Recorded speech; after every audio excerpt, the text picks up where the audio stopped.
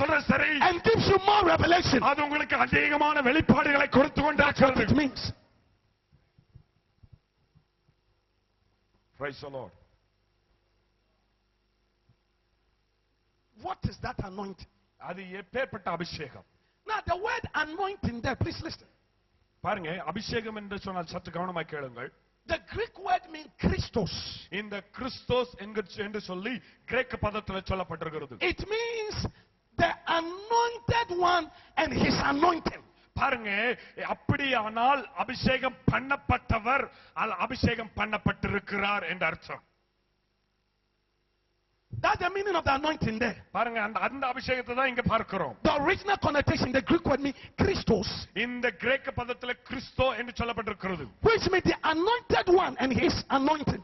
பாருங்க, யார் அபிஷேகம் பண்ணப்பட்டிருக்கிறாரோ அவர் அபிஷேகம் பண்ணப்பட்டவராய் இருக்கிறார். So every born again Christian, every man of God, எல்லா மறுபடியும் பிறந்ததான எல்லா ரட்சிக்கப்பட்ட எல்லா தேவ மனிதனும் at the point of your salvation, உங்களுடைய ரட்சிப்பின் வல்லமையினாலே, when you become born again, நீங்கள் மனம் திரும்பி கிறிஸ்தவனாய் மாறின உடனே, at that day, அந்த நாளிலே you receive the Christos.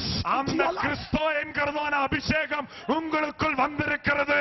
யார் உங்களை அபிஷேகம் பண்ணினாரோ அவருடைய அபிஷேகம் உங்கள் மேல் வந்திருக்கிறது. It means that you receive the anointed one into your life. என்று சொன்னால் அந்த அபிஷேகம் பண்ணப்பட்டவரை உங்களுக்குள் வாசம் பண்ணி கொண்டிருக்கிறார். And you have his anointing in your life. இந்த அபிஷேகம் உங்களுக்குள் இருக்கிறது. Praise the Lord. Wait. கேளுங்க. If you have Christos, which is the anointed one and anointed in you, which kind of anointing that is more powerful, more greater than Christ in you?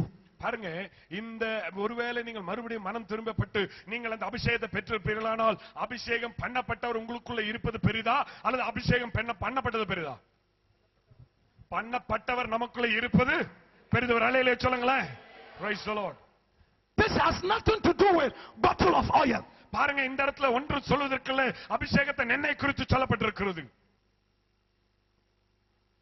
Oh, glory to Jesus.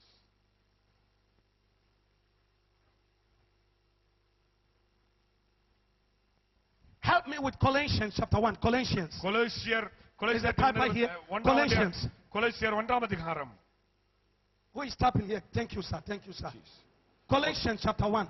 கொலோசியர் 1ஆம் அதிகாரம். Help me. யாரோ ஒருத்தர் Oh, வாசிங்க. glory, glory, glory, glory, glory. Colossians chapter 1. கொலோசியர் 1ஆம் அதிகாரம். I want you to read verse 26 and 27.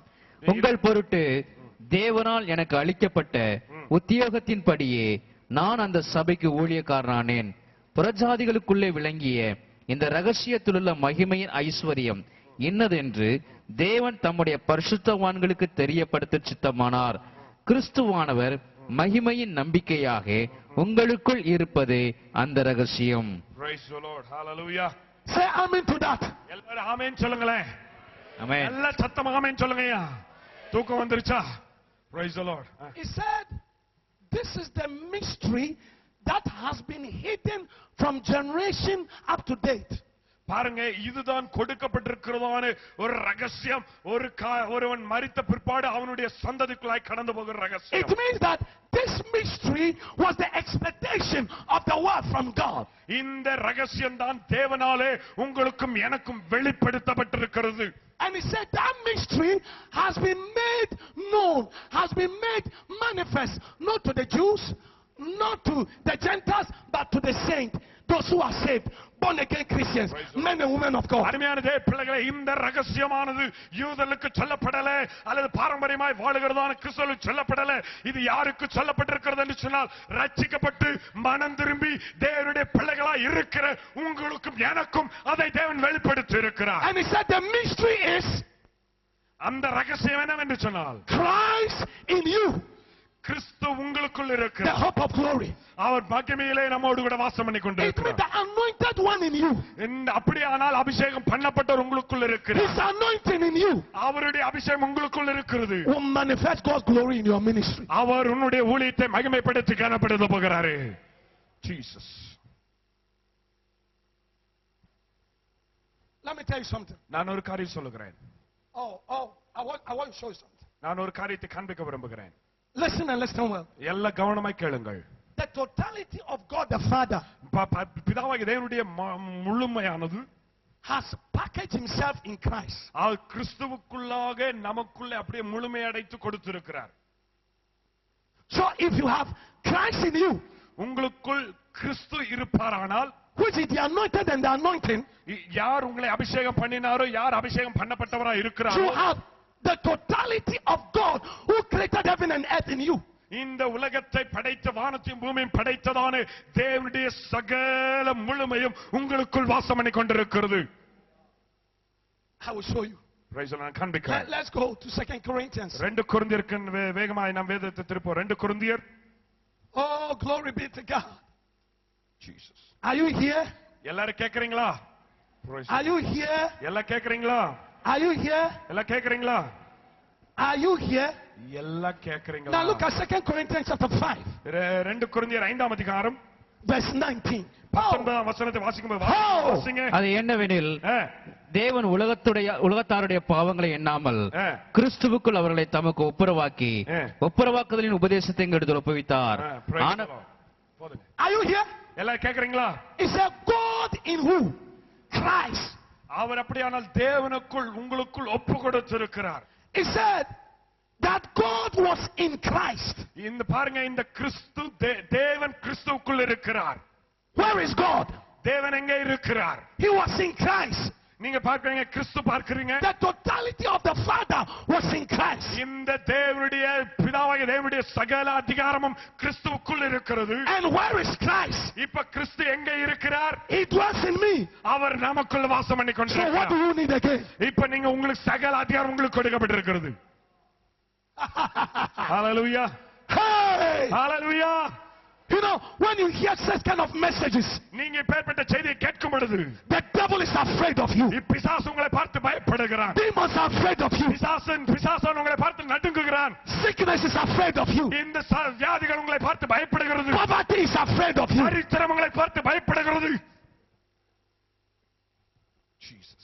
If God is in Christ இப்போ தேவன் கிறிஸ்துவுக்குள் இருப்பாரானால், and Christ is in you, இந்த கிறிஸ்து உங்களுக்குள் இருப்பாரானால், which means the anointing and anointed one dwells in you. அப்படியானால் ஒருவர் அபிஷேகம் பண்ணப்பட்டவர் உங்களுக்குள்ளே வாசம் பண்ணுகிறார் என்றால், What kind of anointing that is more greater than God in you? பாருங்க, எப்பேற்பட்ட அபிஷேகம் தேவன் உங்களை அபிஷேகிப்பதை காட்டிலும் மேன்மையுள்ளதா இருக்கிறது. Praise the Lord. I want you to rise to your feet.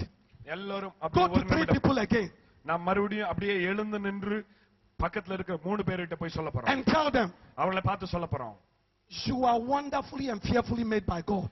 நீங்கள் அழகாக தேவனாலே அழகாய் சிருஷ்டிக்கப்பட்டிருக்கீங்கன்னு சொல்லி பக்கத்துல பார்த்து சொல்ல போறீங்க. Because ஏன்னு சொன்னா, you have all the anointing in you.